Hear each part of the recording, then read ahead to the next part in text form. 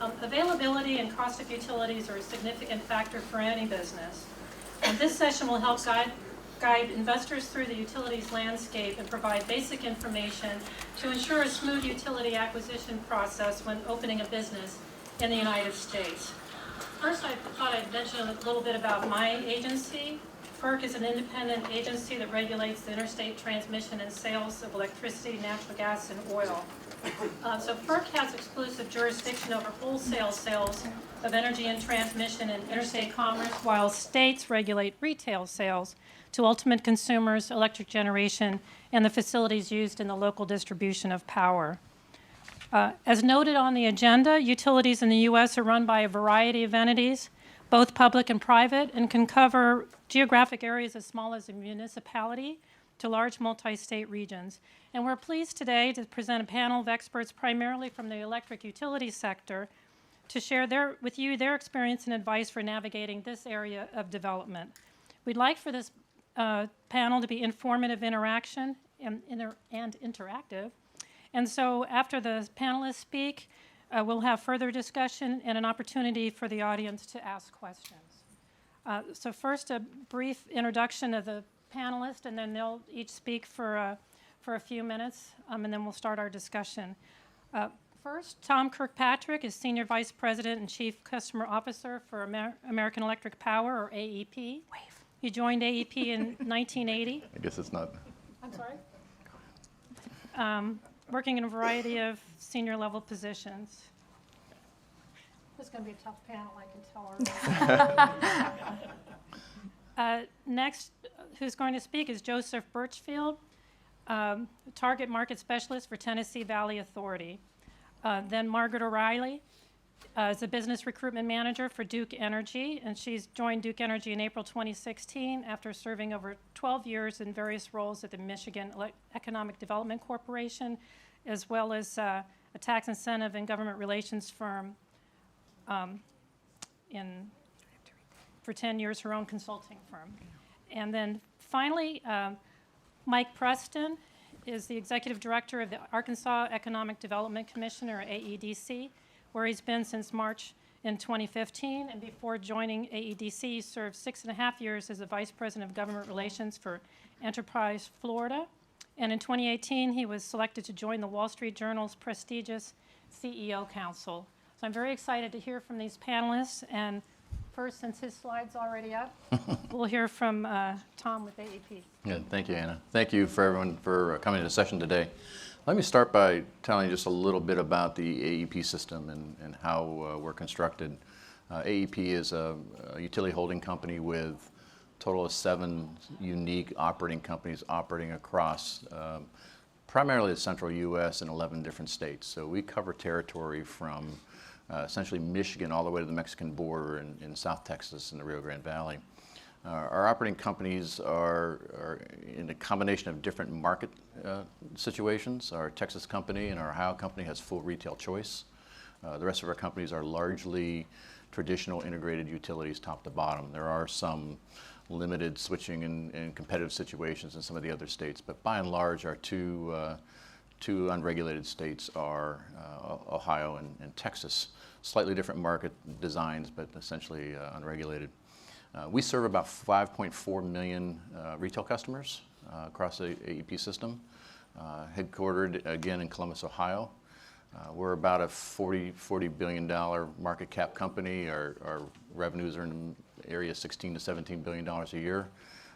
We maintain a large group of economic development professionals across our territory whose job it is and our goal is to really make our communities strong, to build capability within the communities, to bring outside resources in and to bring companies like yourselves in to thrive in our communities. It's our job to find you the right place to locate, find you the right combination of energy needs and community services that you need, labor, water, all the things that you have to consider when you're thinking about locating a facility and finding a new place to be.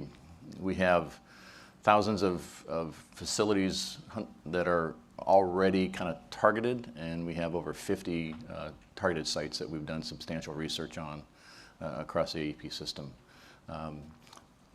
That's really fundamentally, of course, we're generation in our regulated states. We have generation. We've got 26,000 megawatts of generation, and like I said, over 15 sites that are quality sites. So, again, our role is really to help make our communities stronger, to find an opportunity to bring jobs and bring businesses into our communities, so both the businesses can thrive and our community can thrive as well. Just a little shameless plug, you can visit us at our booth at number 419 over so that's all for an introduction. We'll take it to questions later. Yeah, so thank you again for being here. Joseph Burchfield with the Tennessee Valley Authority, or TVA. If you're not familiar with TVA, TVA is the largest public power provider in the United States. We serve 80,000 square miles, or a portion of 7 states, which make up Mississippi, Tennessee, Alabama, Kentucky, portions of Georgia, North Carolina, and Virginia.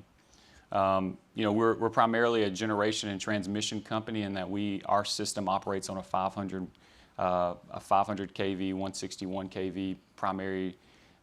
We have 154 local power companies that are our direct customers, plus 54 direct serve customers, which are the larger industrial consumers such as a large data center, primary metals. Those are kind of make up the majority of our system. Our system is a 30,000 megawatt peaking system, and so we just continue to see robust growth and development within the region, which is the business unit that I represent. So my role within TVA is to represent the economic development interest across the region as well as externally. I'm a target market specialist, which essentially translates into business development, recruitment, relationship management, and project coordination within a targeted industry sector such as power-intensive industries. So we'll talk about this a bit later, what makes up a power-intense industry, what is an electric-dependent type industry, and so that'll be another function of what we'll discuss. Thank you. Could you bring up Margaret's slide, please?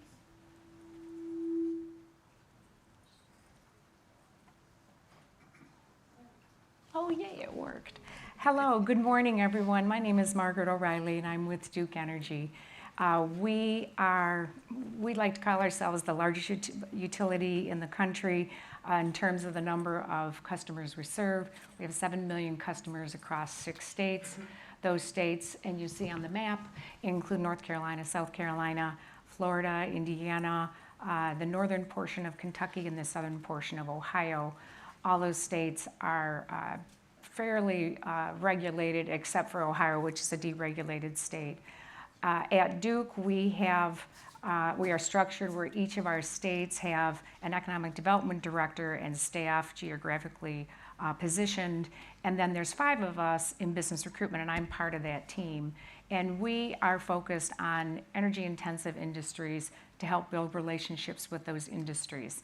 So I work with automotive, chemicals, plastics, and battery companies. I'm actually based in Detroit, which is unusual, and you'll see from our map, we're not in Detroit. So I've spent my whole career in Michigan, 25 years in economic development, working for 2 governors, as was mentioned. So there was a gentleman that when he retired, he used to fly up to Detroit to meet with the autos, and so I'm up there now because I kind of already know them and know the industry. But with business recruitment, our goal is to get in front of projects, and we can almost serve as an internal site consultant. So if your company says, I'm interested in being in the Midwest, we can show you sites from several different states and then boil it down to a certain state over another state, depending on your parameters of your project. We have a site readiness program. We've put 250 sites across our footprint in that program that have been vetted and analyzed by our consultants, and we know that they're ready for a project in the parameters and the utility needs that your project requires, that we can show you those sites and know that they're ready to go. We also have riders. So in all of our states, we have electric riders, which are basically incentives depending on the amount of electricity your project will be using. And so we're happy to work with you on those parameters. And I think that's it for now, so thank you. I don't think Mike has a. I don't know if I have a slide or not. They said maybe I do, but good morning, everyone. Mike Preston, Executive Director of the Arkansas Economic Development Commission, and I think I'm on the panel because I just want to learn from these folks. These are the smart folks that get it all done. Seriously, if we didn't have our utility partners, we wouldn't be able to do economic development. They're the key piece of what we do, and we've got great partners in the state of Arkansas, and some of them represented here in OG&E and SWEPCO. We also have our co-ops and Entergy, and then we also have some municipal owned utilities. So all the ones that were mentioned at the beginning, we kind of represent that. And just a quick appreciation to all of our utilities for what they've been doing in the last week or so. If anyone's been following the news, Arkansas has got a little bit of a flooding issue going on right now with the Arkansas River. Really unfortunate situation with people and businesses along the river, but the utilities have been very quick to react and help us out of that, and know it's going to be a long recovery process, and know that they'll be our partner throughout this. But we like to think that we are a low-cost utility state. It's a selling point for us when we're doing economic development, and we have to work very closely with our utility partners. Obviously, they are a business who are in it to also make money. They have shareholders that they have to return a profit to, but in the end, they're also trying to help the state and the communities that they represent to do a better job of bringing in more people and more economic growth. So that partnership is very important. We've done some unique and innovative things to work with our utility partners in Arkansas. I think we've got a very good track record the last 4.5 years, and this governor that we currently all serve underneath, and in a pro-business state, if you will. So excited to be on the panel today, and looking forward to maybe bringing a perspective from the economic development side, but more anxious in learning from these folks and how we can do our job better. Thank you. Thank you, the panels. Why don't we start with a couple of general questions, and then I will note that, as you can see, there are a couple of mics in the aisle. So if one of you have a question that you want to ask the panelists, feel free to come up and stand in front of the mic, and we'll call on you, or just every once in a while I'll ask if anybody has any questions. But first off, just a general question, if maybe we can start with Joseph and go down the... Mike just mentioned the importance of cost and being a least cost state in Arkansas. But so what are some factors that determine the cost of electricity, natural gas, and water? I guess the factors are pretty much the same with any utility. We're coming from the electric side, but many of the same factors apply to other utilities as well. And which of these factors do you believe should be of note to investors? I think the one that should be of note to investors is all of them, obviously, but I'll speak more specifically to the electric side. I think that's one that we can speak to with more ease. With respect to what impacts the cost of electricity or some of these other utilities, it's a function of your consumption, and it's how you use that energy, or how you use that utility, that particular utility. So when we start looking at let's talk about a manufacturing project, we're trying to understand the operational schedule. Is it one shift? Is it two shifts? Trying to understand the delivery voltage, trying to understand a bit more about the demand. So how much electricity do you require within a certain peaking period of the day? These, generally speaking, are some of the high-level initial discussions that we'll try to bring to the forefront as we try to better understand and respond to your particular needs when you're starting to evaluate a site. Because when we start evaluating the cost, it's not so much for some investors and some companies that are looking for their first entry into this market. It's not so much the rate itself, the cents per kWh as an example, as much as it is the monthly bill or the annual bill as you start to look at it over a year. So that we as a utility company want to try to make sure that we're responding to your business plan and trying to fit those responses and understand your operation to fit into that business operation and long-term development plan for this new investment. Those are some of the factors that we take into consideration. I think some of the other structural kind of items that need to be considered is what kind of state is it from a retail choice or totally integrated state. I think that does play a role. And what's the mix of generation cost that's available in that state? So depending upon where you are, the generation cost can be significantly lower than some states. The other things you got to think about is whether or not what your company feels or what the investor feels is necessary from a kind of environmental kind of standpoint. What's your desire for clean energy, and what's your desire for solar and wind, et cetera, and how does that fit into your decision-making process? Different states have different targets around those kinds of things. Bigger question then is combination of energy costs and labor and all the things that kind of come together to, I'd expand what Joseph said about what's your total bill. What's your total bill? Not just energy, but labor and all the other things that come together that really add up to really determining what's the best fit for you. Availability of labor, those types of things are key components as well. But the utility business is very different. You'll find there's three different kinds of utilities that operate in the United States. One are the investor-owned utilities that we are part of, Duke and AEP. The municipal or municipal utilities that largely serve large cities and some even smaller cities. The rural electric co-ops, which serve a lot of the rural territory, and then the quasi-government facilities like TVA and Bonneville Power, et cetera, that serve a constituent base that's made up of a lot of other utility companies that take their services and power. So a lot of different moving parts there, and really being able to evaluate and work with an economic development professional who can lead you through all that and help get you to the right place from a broader decision, kind of a big decision-making picture, I think is important.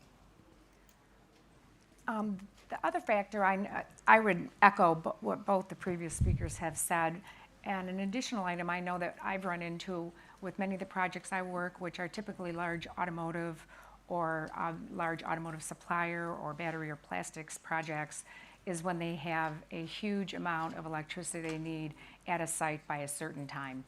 And so in addition to cost and monthly billing and whether you're going to serve that load through transmission or distribution network, just how fast can you get to that load? If you're looking for 50 megawatts or 100 megawatts and you say you need that within 2 years, then we really have to look closely at the site you're looking at to make sure we can get you to that point. But it's always important, I would recommend to foreign investors to keep in mind in our country the time it takes to build a facility here. There's a lot of public hearing processes that will have to play out, and so it's not so easy sometimes to just say, oh, we're going to get a plant up and going within a year. I mean, an auto plant usually takes 2.5, 3 years to build. So with that time frame, we're usually in a pretty good position to make sure we got the power there for you that we need. So I would add that as an additional item. Well, and certainly to echo the comments of all the previous speakers, and I think you got to look at it as an entire package, though, and not just the electrical cost, but what is the natural gas, water consumption, all that needs to be a factor into it. And it's helpful from the economic development perspective, if you're an investor looking into our state, that we kind of know that, or you have an idea, because that helps us in determining the sites, determining what's going to be available and what better to show you. We don't want to waste someone's time if we don't have the the water flow capacity at that certain site, or we can show you one that will. So knowing that up front really gives us an opportunity to help you more if we can understand that on the front end. So, but you got to factor in all those costs of all of your utilities, but then also the labor and taxes and all the other things that go into it, and kind of look at it as an entire package when you're looking at a state to invest. But again, that's why you want to talk to an economic development professional in the community or in the state that can kind of help you navigate those waters, because it is tricky and difficult for an investor to come in outside, because you have all the complexities that might be a utility that represents multiple states or just a municipality, and you're competing against one another to make it happen. So let someone help you guide the process. Don't think you have to go it alone would be my advice. Yeah, I would agree. Just one thing to add is look at the public policy position in the state that you want to do business in. Sometimes public policy can drive cost either in or out of the decision-making process. So the public policy that each and every state kind of looks at, I think, is an indicator of how it might affect a lot of the cost structure, both labor and electricity costs in that case. Thank you.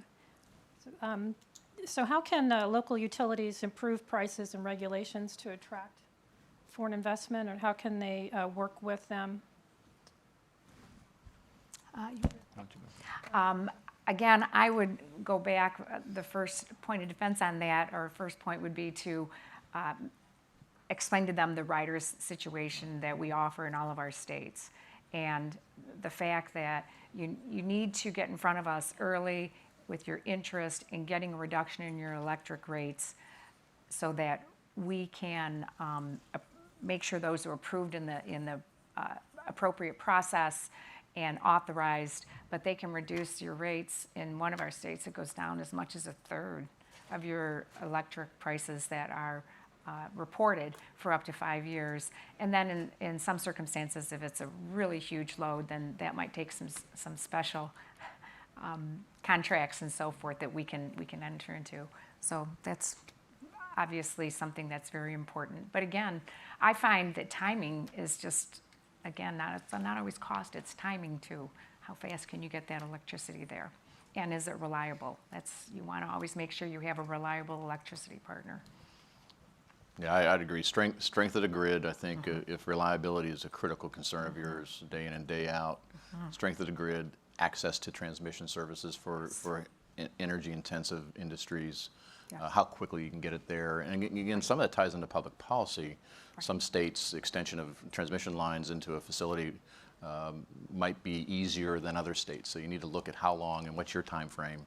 That will all help to determine really the best place to be. And I think almost all the states have some type of economic development riders in place, and obviously special contracts that allow us to do things that are in the best interest of our communities, best interest of the state, that might help sway the decision making on energy prices for your particular facility you're trying to bring in. So all those things kind of have to come together to help you find out what the best and lowest price is. And to expand on what Margaret and Tom were talking about, and it's also a note I made earlier, is understanding your operation and how you operate can really help influence and impact that particular rate. So Margaret and Tom were talking about the economic development programs, such as a rider that can be applied to that bill. All of the utilities have various rate programs in addition to riders that can help, depending on if you have an operation that can be a batch, it can be segmented and can draw down or curtail, such as those programs are called interruptible programs or demand response, curtailment programs. These can help reduce the cost of electricity. In addition to that, understanding, like I said, the operation. So is there a function that does not have to operate at a peak hour, a peak operation? So if you can shift something to an off-peak hour, which may not necessarily mean, if we're talking about peak hours, there are certain, between winter and summer, there are different peak hours. And so each utility can work with you on better understanding how many hours within a day you are actually on peak versus off peak. And there are far more hours off peak that you could take advantage of, which could dramatically reduce that cost of electricity. So those are some other variables to take into consideration. Can I add one more point? I often explain this to many foreign direct investment projects. Most of our riders, and I assume my colleagues are the same, require there to be competition. So there's always language in riders, and not only riders, but in state incentives and local incentives that say if it weren't for this incentive, this project wouldn't happen. So you don't want to go purchase the land before you get your riders going, before you get your incentives going, and so forth. Because right away then, the public body might not be in the position to be able to offer you the incentive. Right. I mean, that happened when I was in Michigan years ago. We were getting ready to vote on an incentive for a company, and it came out in the headlines that morning. This company's coming to Michigan, and we said, we can't vote on it now. You just said that. It's called the Lost their leverage. Yeah, it's called the but-for provision. Yeah. So if you hear all of us say to you, or the states you're working with, or the local communities, you need to keep in mind you need to have competition, out-of-state competition, typically. Yep. So. Excellent. I think that we covered it pretty good. So what strategies do the utilities use to implement? What strategies do utilities implement, to communicate information, the types of information you're talking about to potential foreign investors? What are kind of your communication strategies? Well, I think, obviously, first of all, is attending and participating in great forums like this. This forum brings investors from all over the world in and gives us the opportunity to talk about what we do and what we can do for you. I don't think there's any question about that. We also at AEP have resources in Europe and the Far East that also are looking mining opportunities for investors from those particular areas and bringing those contacts back to us. We have a foreign direct investment team at AEP that reaches out and travels and gets to meet various folks in their space as well, not just when they come to the United States. So we have a pretty robust operation around that, and I think keeping front of mind what we're doing and sharing with the community, sharing with the industry those successes that we've had in the past, I think is one way that we can kind of get the word out that we're a place that people can invest in an environment that can lead to success. So.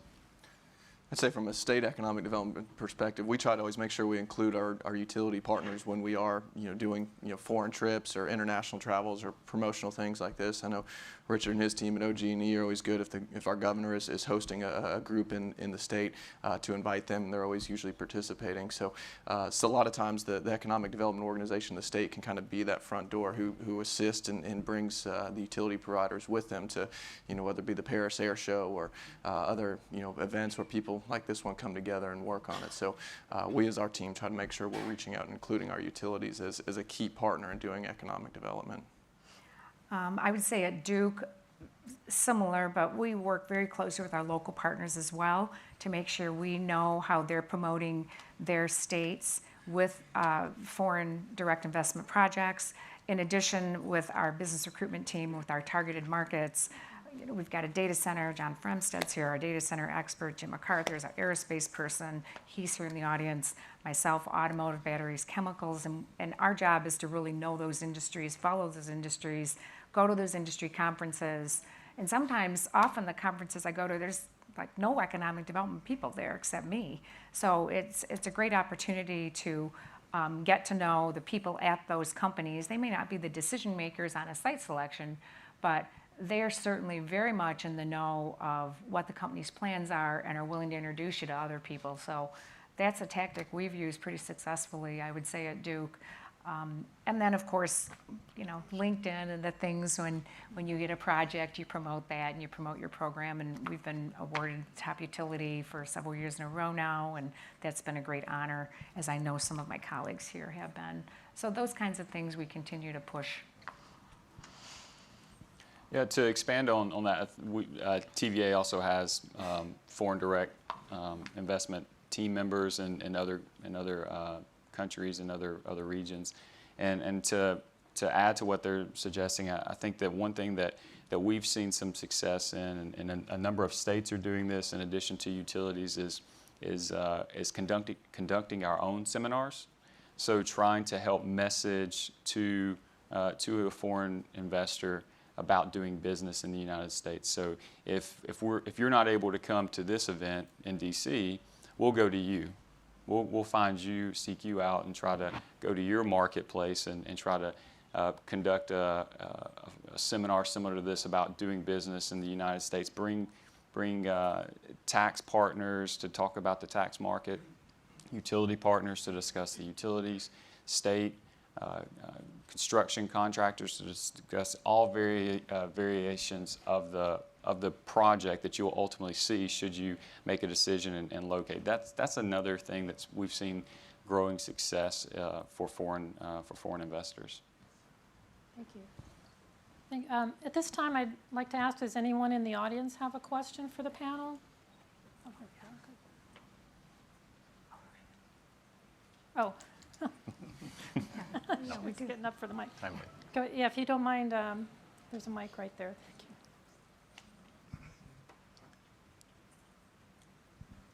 you. Hello.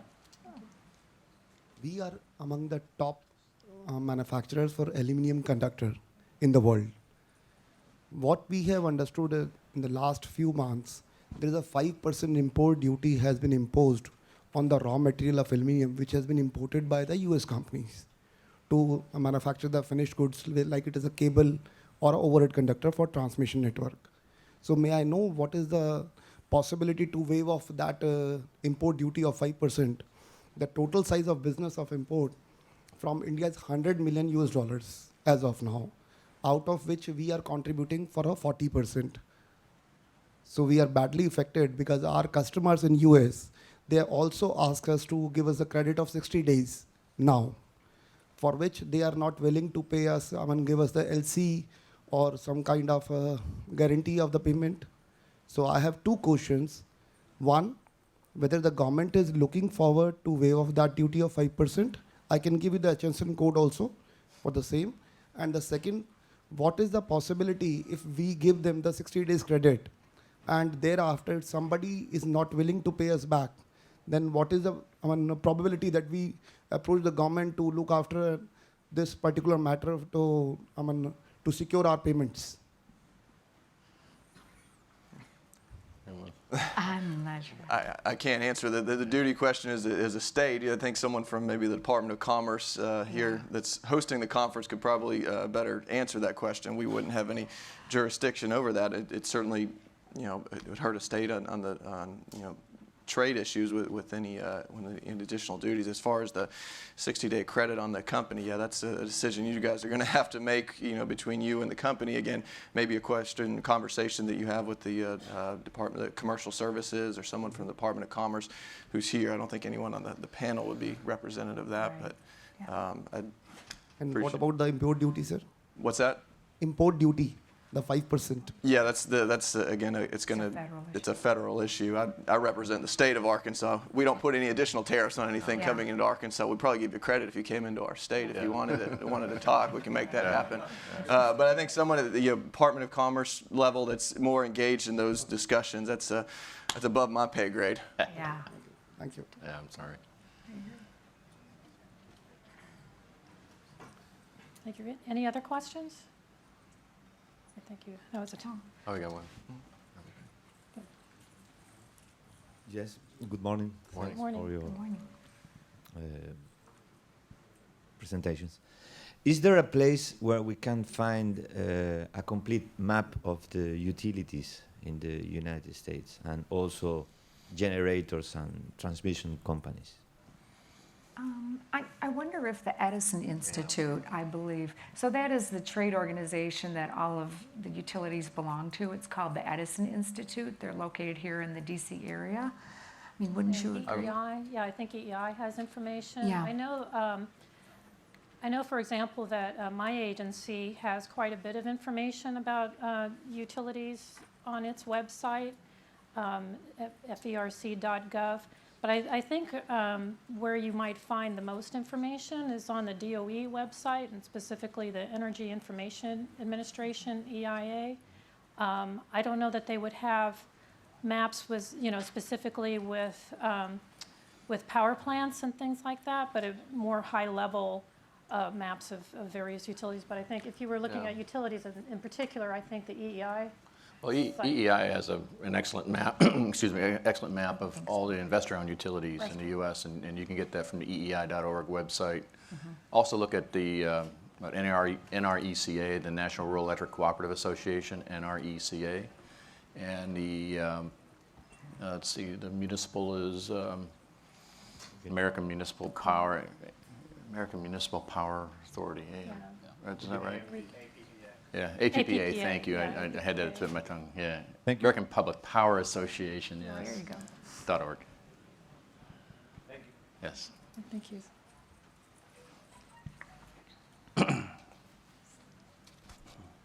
Hi. How big of a consideration do you see disaster recovery and resiliency becoming in companies' decision-making process, and what are you doing to address that, and what are the companies maybe doing to protect themselves when they're already installed in a location that may be vulnerable? Yeah. I You know, I'd say from state's perspective, you know, it's every state has some type of disaster. You know, whether it be tornadoes or flooding or hurricanes or earthquakes. I think anywhere you end up, there's always the potential for some type of disaster. So that's something that, as an investor, you just always have to make sure you're taking into account. You know, look at the floodplain maps. Are you locating in a 100 or 500 year floodplain, and make sure you're taking insurance steps to mitigate that cost. Obviously, that's going to be a big consideration for folks. And then, you know, I think utilities have done a great job, especially in our case in the last week or so, to step up to the plate to help those who are being affected. And I think it's really amazing to see, you know, communities and a state pull together in a time of disaster and how we recover and move forward from going to it. But certainly more and more as disasters, I mean, kind of become more prevalent, and you see it as our population grows. You just have to take that into consideration. Do you want to, you know, run the risk of being in a part where there's wildfires and earthquakes, or do you take your chance with hurricanes and floods? That's just kind of what, you know, what type of business do you have? Right. We had last year 2 hurricanes hit, one in Florida, Mark, our director, and one in North Carolina about, what, a week apart? And so that was a big disaster, obviously, we had to deal with, but the whole company, all 27,000 of our employees are required to, and we happily volunteer in any way we can to help disaster relief, help get electricity up and running again in a safe way, making sure that our customers are safe, and down power lines are properly labeled so that nobody's putting themselves in danger. And I think we all do that. I mean, Yeah. that's pretty standard practice in the industry. But you're right, things happen. And I spent most of my career in the operations side of the business, running field operations, transmission distribution systems, and resiliency and recoverability are very key items for the industry right now.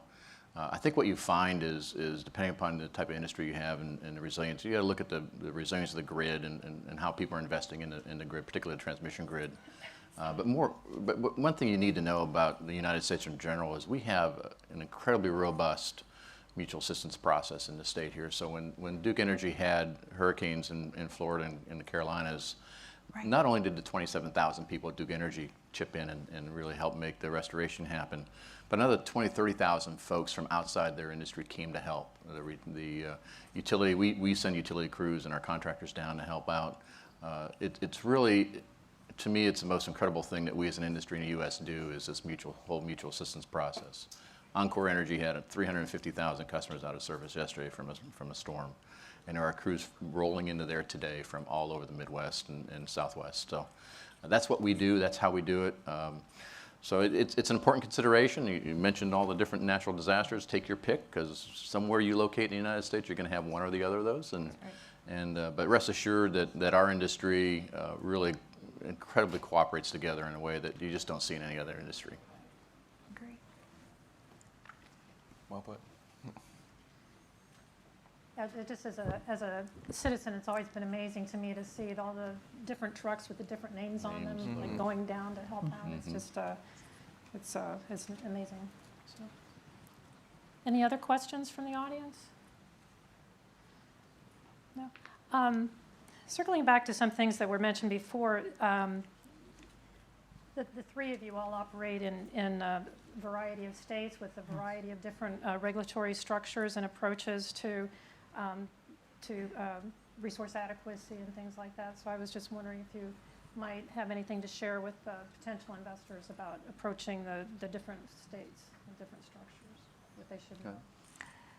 Yeah, so if you try to think about this from 2 buckets, from the economic development side as well as the utility side. So as you approach the state economic development organization, one of the things that's going to be transcendent across the different economic development organizations across the other states is they're each going to have some lead entity. And so understanding that lead organization, whether it's like Mike and Arkansas's economic development team that leads the economic development mission in Arkansas, state of Tennessee, Alabama, Georgia, so on. They all have these directors that are responsible for coordinating your efforts across multiple jurisdictions, across multiple utilities, oftentimes within a single state, because just as you've seen some of the maps and I've described our territory,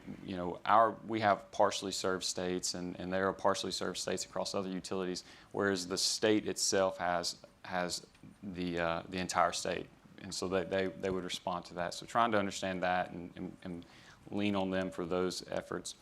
With respect to the utility portion, some of the various nuances between some of the utilities can be minimal. Can be nominal, I guess, in some regards. But from our perspective, from a TVA perspective as a public power, one thing that's a little bit different than some of the other utilities, such as AEP and Duke, is that our board. So we have a 9-member board, and they're responsible for oversight of our process and organization. And we are, TVA is there for the regulators for the 154 local power companies that we are ultimately serving. So we're a wholesale provider to 154. They spoke about the retail side of things. We do not have residential customers. Our system is TVA itself is not a direct provider to residents, to the 9 million plus residents of our region. So that's a little bit of a variation or a little bit of a difference between our service, our region, and some of the states that you may see. I would say at Duke, again, I think I mentioned this earlier, we've grown through acquisitions, so we have different entities that have to go to their public utilities in that state. For example, Duke Energy Carolinas, Duke Energy Progress, they both serve portions of both South and North Carolina, so it's not uncommon. And I had a project where this happened where if you go on this side of the road, it's one rate, but if you go on this side of the road, it's a different rate. And people will scratch their head and go, how does that happen? But that's how it happens. So we're still governed by the public utilities in that state, by our territories of those entities that we serve as a holding company to.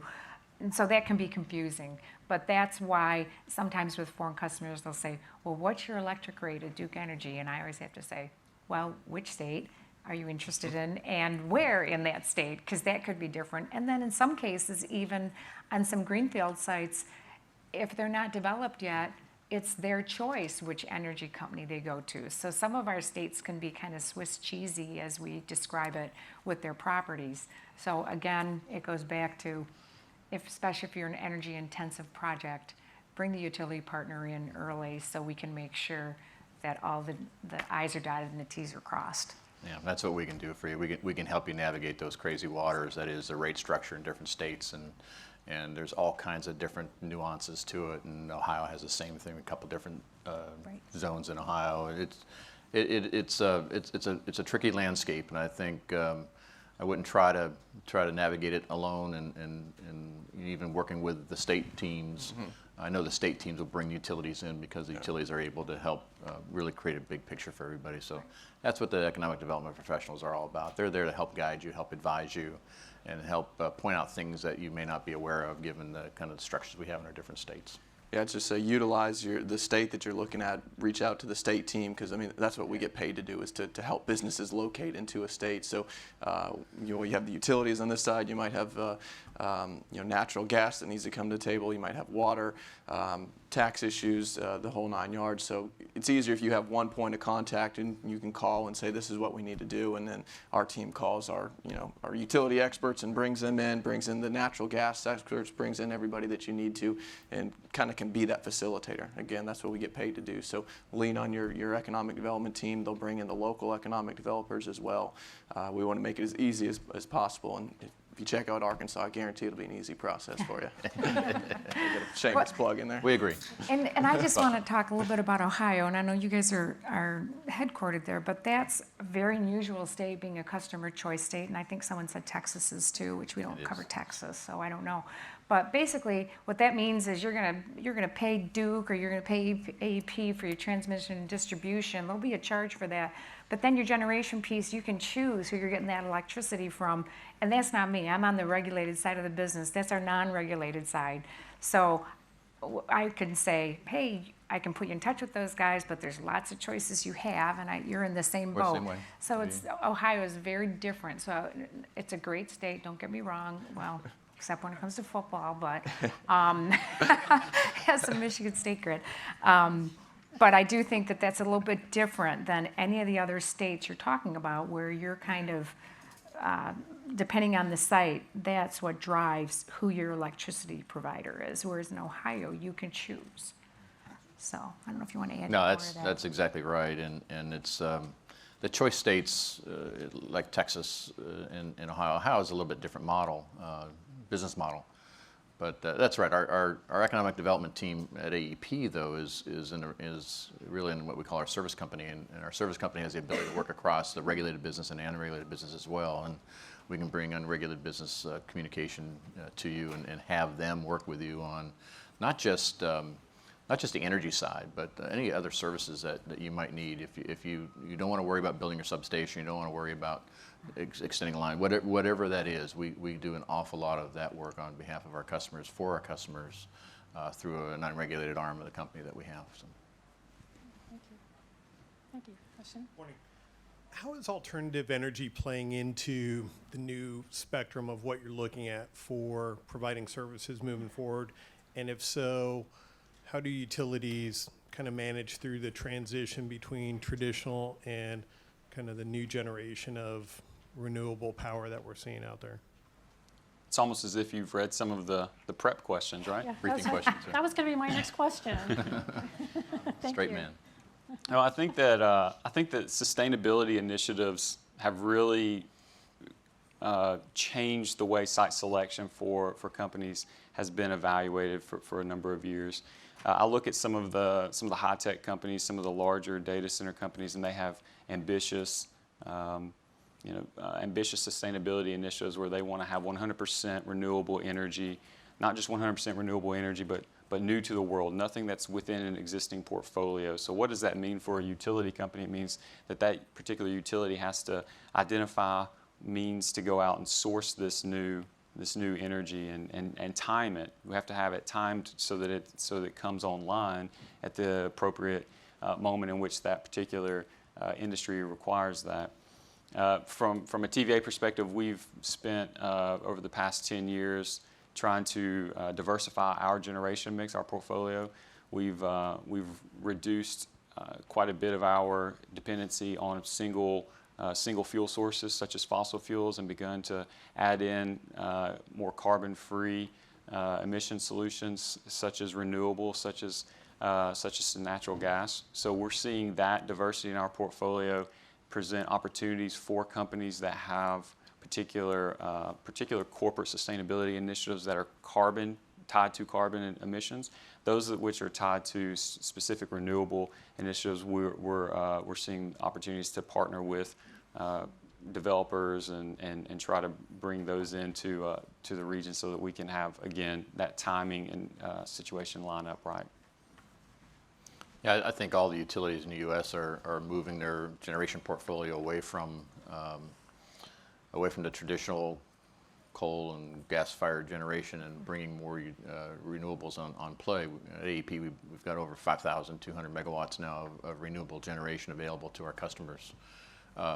Like Joseph, we have customers, Google and Facebook and Amazon Web Services, et cetera, that all have renewable guidelines and renewable desires. And we have, and a lot of our other companies, some of our major national accounts who have a lot of different locations, they're looking for sustainability. They're looking to satisfy their sustainability goals that are really driven by shareholders as well. And we do the same thing. We either try to procure through PPA or try to build and own renewable resources to facilitate their sustainability goals. So we're very aggressive in that standpoint. AEP internally, I think at one point in time was the largest user of coal in the United States, and we're far away from that now. We've significantly reduced our coal generation to below 50% for the first time, and by 2050 we're looking for an 80% reduction in our CO2 levels. So we have our own sustainability goals that line up very nicely with what our customers desire. So those customers who have strong sustainability goals, I think we and other utilities are all committed to making that happen through a variety of means, whether you buy RECs or whether we build regulated generation for you or buy PPAs from merchant plants. We can find a way to satisfy your renewable energy requirements. Same thing. I mean, we're on the same path. In fact, I even brought my cheat sheet of, how our generation is going to change. And, from 2005, when we had 61% goal, or 61% of our generation from coal and oil, by 2030, that'll be 16%. So those numbers will be reversed. Part of that was our recent acquisition of Piedmont Natural Gas, which allowed us to operate many natural gas facilities, which helps, obviously, in that goal. But in addition to Facebook's and the tech companies wanting green power, just recently I am working with some very large automotive suppliers that all of a sudden want 100% green power. So I think that trend is going in that direction. I mean, the country's going, and the automotive industry in particular is going to electric vehicles. We're going to be putting batteries on our grid to help with some of the peak demand and not having to build peaker plants. So the whole world, frankly, is going toward this effort to have less impact on or improve the carbon footprint, and we're just as committed as my colleagues here on the panel to that direction and coming up solutions for that as quickly as we can, without jeopardizing reliability and the transmission and distribution system. I'll take just a little bit of a different angle on that. I couldn't agree more. But I think more companies are going in that direction, even the traditional companies. We have a small company in northwest Arkansas called Walmart. You may have heard of them. Actually, world's largest company, and they're starting to think not only on the renewable energy side, but resources on building. They recently announced, we've been working with them, they're going to do a multi-billion-dollar rebuild of their corporate headquarters and their corporate footprint in northwest Arkansas, and they're going to use cross-laminated timber, a CLT, as their building material. So they're not going to use steel or traditional building materials. They're using a renewable resource to do it. So while it might be more, costly right now, long term, they're looking at sustainability. I think that's part of attracting millennials and attracting new talent. They want to make sure they fit into their corporate culture that they have. So not only on the energy side, but also on materials and other resources, more and more companies are moving in that direction. So it's something just to keep in mind as you are making an investment into the U.S. And I'd like to add one other thing. I believe Tom and Margaret would also agree with this. The value that a utility like ourselves brings to this type of question about sustainability is not to be undervalued, and that is because our ability to help navigate those waters with respect to sustainability, renewables, the ability to source at a utility scale for renewable energy, and the sophistication and expertise to deliver that particular renewable energy is not to be met across any other industry sector. I mean, this is what we do. We're utility companies. We have experts that work day in and day out on origination, that work on transmission and distribution, and so that is a value that we like to bring. So if there is that particular factor within the site selection, that particular factor within a decision-making process about corporate sustainability and how we bring these particular renewables online, it should be met with questions and at the beginning, so that the utilities can help respond to those at the forefront. Thank you. Does anyone else in the audience have another question? I've been given the sign that we're getting low on time here, so I guess I'd ask the panelists if there's anything else that you wanted to share with the audience. I think we've covered quite a breadth of information. It's been very informative to me, but I was wondering if there's anything that you would hope to be able to share but didn't quite get to. I think the most important message is bring your utility partner in early on. That will always help you, and if you wait too late, it could really be costly and might change your site decisions and have many impacts. So that would be my hope for all of you, Yep. and all of our hope, I think. Would is agree. Keep us involved. And although we're competitors, I mean, we're kind of not. We have our territories, and we all have the same issues, and we're all friends. Yeah. So, but Duke's the best company. No, I'm kidding. A is American Electric Power. Yeah, there you go. There you Very go. patriotic. Just wanted to reinforce that. That's funny. Thank you. That same thing. No, nothing else. I think she's absolutely right. Thank you very much. Yeah, thank Yeah. you. Thank you all. Thank you all. Thank you.